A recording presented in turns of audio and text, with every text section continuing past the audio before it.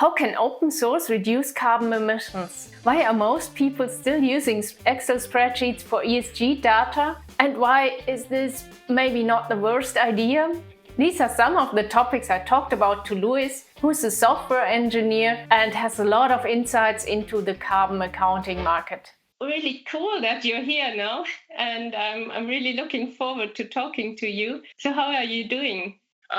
Yeah, pretty good. I've been writing a lot of articles, a lot of blogs, trying to keep a cadence going and just trying to understand how all that stuff works. Yeah, cool. I really liked your last blog because that was showing your journey into sustainability and how you discovered what is the right path for yourself. But yeah, so ultimately what it boils down to is I think during COVID, I kept running up across, news articles and just a lot of people with different opinions on sort of what was happening with climate, and it just felt real politically charged and overwhelming.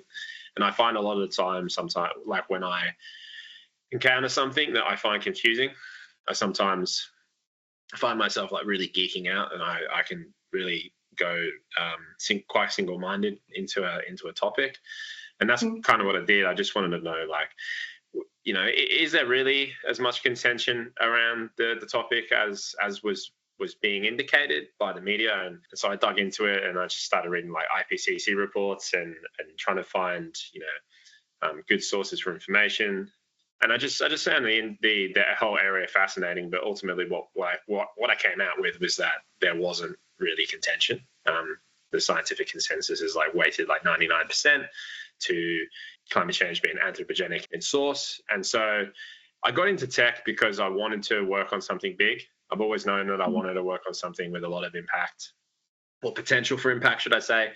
I looked at climate and just sort of looked around at what I could possibly be useful in. And, I just kind of wanted to leverage my software engineering background. So I got like almost a decade of experience in the industry, doing a variety of different stuff. I figured that it would be best to just leverage those skills. And so I ended up stumbling across a few things, and it was mainly carbon accounting. That was sort of, I had an idea in my head that there must be a way of tracking emissions and sort of thinking about it from that perspective.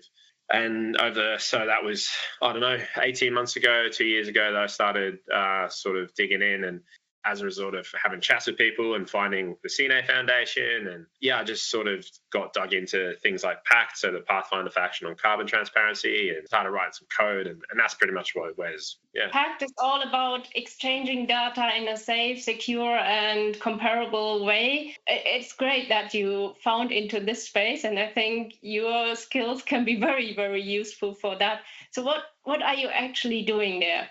Organizations require, LCAs, they require product carbon footprints, they require carbon accounting to be done, and they require their scope 1 and 2 and all these assessments to be done. And especially with some of the legislations coming out, the CSRD and the CS-DDD and CBAM and all that sort of stuff. So there's so much work that needs to be done, and there's not enough people to do it, is the basic gist that I've gotten. So I've been studying at 1.5 Academy recently, to like sustainability consulting, and I'm really enjoying it, but I don't really want to give up the software experience that I have. And so I've been using it as like to create domain knowledge and understanding of how the sustainability consulting process might work. But ultimately, I want to help create services and software to help sustainability consultants do their job better. At the moment, what I'm trying to focus on is just having conversations with organizations that are looking to utilize carbon accounting and are looking to utilize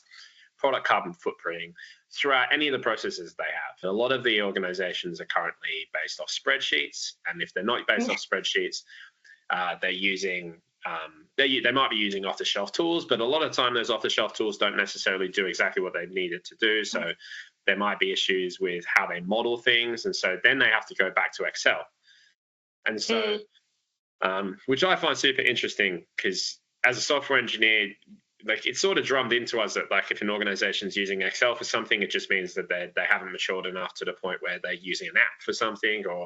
And I don't know if that's necessarily true. I mean, obviously for smaller data tasks, things like Excel are going to do the job perfectly. It allows, people of all sorts of experiences to just get in, bash around with the data and get what they need. But it is super interesting that it's a common theme that in the space of the sustainability consulting space, so many organizations do bring up spreadsheets so often. Especially because there does seem to be so many solutions out there for ESG and for LCA and just like the scope 1 and 2 and 3 and supplier engagement and all that sort of stuff. There are quite a lot of platforms out there doing this.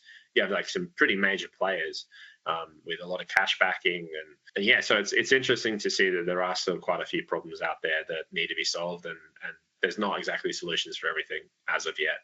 No, and the interoperability is missing often. So you have too many different sources for data because ESG data is coming from everywhere in the company. You might have SAP, you might have a spreadsheet, you might have a specialized HR tool. It's coming from everywhere and it has to be integrated somehow. For many companies, it's first a process of getting sure about their data. Not all of the data was used before in the company for steering. Probably that's the reason why many companies are still using spreadsheets, the language that sustainability consultants all understand and everyone in the company understands. But sure, yeah, we need more sophisticated solutions for that. I think that's ultimately where, so I was mentioning before about, software engineers will often sort of wince at the idea of spreadsheets being used. But I think that's mainly the reason. It's just, these spreadsheets aren't going to provide the reliability of a database and the structure of the database and the protections and the data privacy controls and all that sort of stuff.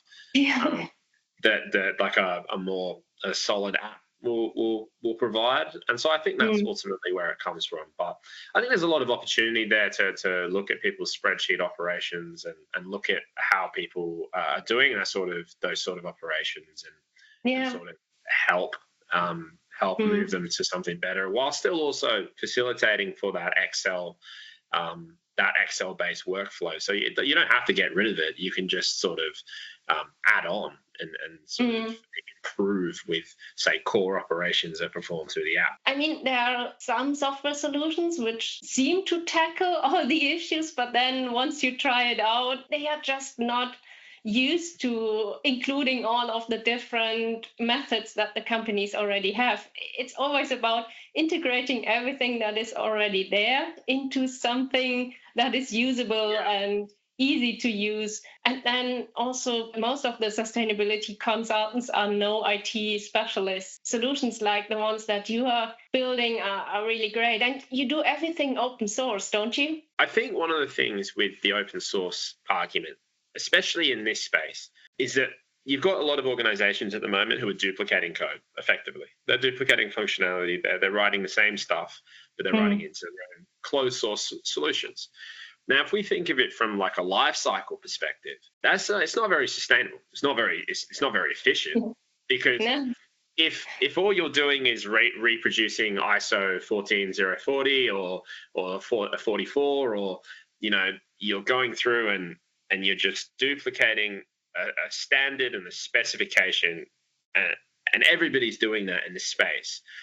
What we're not focusing on is actually lowering emissions, at whether that's at a corporate level, an enterprise level, a product level. That's where the rubber hits the road ultimately for this stuff. For a carbon accounting, it's not about getting the data in. That's whatever. Like getting rid of the silos, fine. Like it has to be done. But where this whole concept and topic gets interesting is actually using that data to start to provide insights to organizations and explain to them why it's better to use this process over another process, and provide that level of transparency so that we can actually start comparing, say, suppliers and say, hey, use supplier A over supplier B because supplier A uses a cleaner process. I think it would focus more on actually the impact part of carbon accounting. At the moment, too much work is being done too many times by different persons. If you code something that others can use, they will be much quicker. And in the end, fight against climate change might be quicker.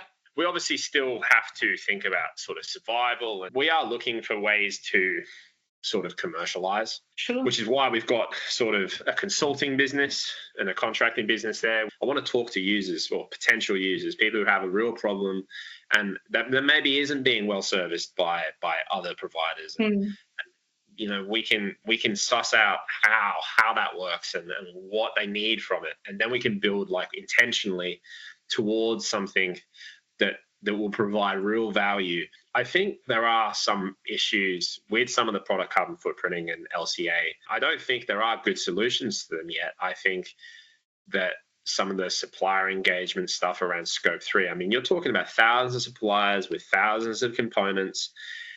That's a nightmare of complexity. And I think relying on just asking a company for data is super difficult. And I think there's a certain level of maturity that's going to be required from a lot of organizations, sort of like a common vocabulary that can be talked about and understood and reasoned about. And even from a regulatory perspective, you know. Yeah. I think there's a lot of organizations that are going to have to feel the fire at their feet before they change. That's why at the moment we're just helping organizations fix the problems that they have, you know, in any of their processes. Yeah. Then the next difficulty is there are many methods to calculating those product carbon footprints. So if two consultants calculate a product carbon footprint of the same product, it might differ quite a bit. 100%.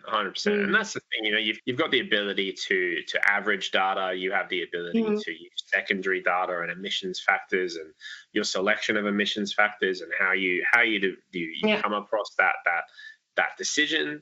There is a lot of flex.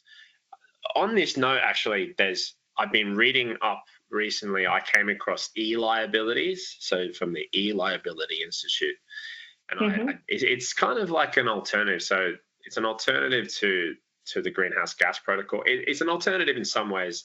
I think they're looking to add in and sort of build on the greenhouse gas protocol and integrate some of the e-liability stuff in. But I think that the approach that they're taking is quite interesting. Again, my background is not in carbon accounting. I'm not an environmental scientist. So everything that I know, I've kind of learned through doing or reading or watching or listening.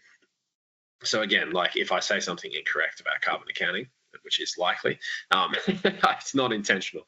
But I think the e-liability system, it makes sense. So they want to use like accounting data and like put it alongside the accounting data, so that when an organization purchases something, they get an e-liability, which includes the carbon emissions from the processes of who they purchase from. But it kind of removes the problem of scope 3, because they believe that there's no point in looking at the downstream effects, because if you just get people to look at their own effects and care for their own effects, and then they have to hand that e-liability off once they've counted their numbers to the next person in the chain. Ultimately, you end up getting an end-to-end number on the amount of emissions. I found it really engaging to read some of the stuff, and I'd recommend everyone go and have a look at the e-liability stuff, because I just think it's an interesting way of looking at it from an alternative perspective, and I think there's probably things that can be taken from both approaches that could probably be combined. Okay, yeah, I certainly will look into that. Sounds pretty interesting. I'm not 100% sure whether companies should not look into the energy use, for example, when their customers are using their products. And that is what I got now, because that makes a huge difference for me. Yeah, so I think what they were saying was basically it's not that you don't look at the consumer. What happens is if the final commercial link in the chain relates to a consumer, then that last link in the chain actually does have to do the end of use assessment. I mean, that's basically also what Scope 3 does. It's adding up all the different phases of a product. I mean, you have a lot of double counting for Scope 3, of course, because every company it removes double counting. That's the main draw of it. It removes the double counting. And I think because it also leverages the natural flow of products going from like one supplier to another supplier to an end consumer. I think that the idea is that it'll basically remove some of the complexity of having to track people down, because you can kind of move through it in using the natural flow of accounting receipts, basically. Yeah. You just need to make sure that companies are not discounting of anything that happens before or after, and that they are not caring about it. And where do you see the biggest advantages for software in the sustainability space? From my perspective, again, as a software engineer, carbon accounting is basically the perfect place for software to exist. It is a rule-based system, which software excels at, just applying rules. I think we are missing a great opportunity to actually define the greenhouse gas protocol and the accounting standards as software first systems. I think approaching it from that angle and saying, here's the way the data needs to be formatted, and here's how this needs to be formatted. And I think that that's a really unique use case for software. And actually, I think if we approach it from a software first perspective, I think we could really ramp up the pace of how fast we could scale carbon accounting. I think we covered a lot of very techy, very, very distinct topics now today. And I think, this discussion needs to go on. So we all need to think about how can we optimize the path forward, and how can we optimize our fight against climate change. And I think we need all the different skill sets into this topic. So I'm really glad that you, as a developer, decided to be in that space, and that you want to dedicate your time into that instead of getting crazy rich as a developer. And you really think about the future in a different way. From my perspective, I don't think after this I'm going to work on anything more important. I want to work with people that recognize that this is going to be the most important thing they work on in their life. And I think that the reason we're called Zero 2050 is because I want my company to be the kind of company that helps push the state of the art in carbon accounting from a software perspective, to be able to say, hey, maybe we didn't get everyone to zero by 2050, but we were able to help in a significant way get organizations and create a pathway to zero by 2050. And I think we can do that through software. We can do that through data, and we can do that through like a collaborative approach where open source is utilized in a more effective way. But I want to work with people that recognize that there is no greater problem to solve. This is, without being poetic, like this is about survival at this point. And I think that there isn't a greater call. And I think as engineers, we're here to solve problems, right? There is no greater problem. I'll tell you what, if you can find a better problem, email me what the problem is, and I'm more than happy to talk to you about it. But from my perspective, I don't think there is. So that's why I work on it.